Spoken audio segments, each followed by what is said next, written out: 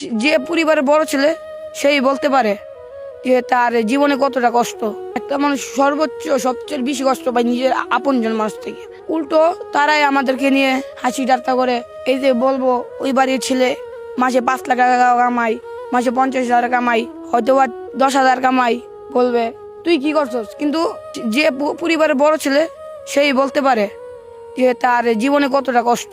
আমি চাকরিতে ফিরলাম, আমাকে একটু সমস্যা হয়েছিল, ওরা আমি বললাম, আমাকে বলে করতে পারে জায়গা।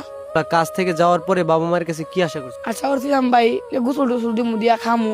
আমি সব পড়লাম আগে, খাওয়া দাওয়ার আগে সব পড়লাম। পরে তারা বললো করতে পারি জায়গা। পরে আমি গোসল দিলাম, দিয়ে একটা কাপড় একটা প্যান্ট কিনলাম, পিন্ধার পরে আয়সা বললাম।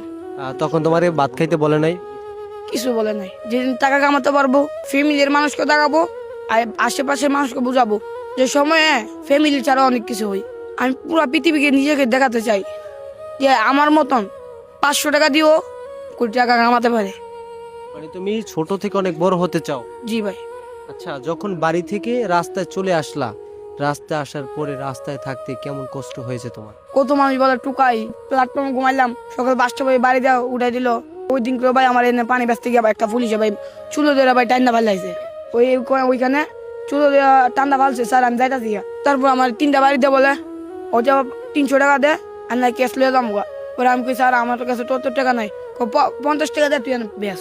এগুলো আমি আশা করি না একজন সরকারি মানে চাকরিওয়ালা মানুষ যদি এইসব বলে, যাদের কাছটা আমরা উৎসাহ পাই যে তারা আমাদের একটু বেচতে দিবে হকার টকারকে, হয়তো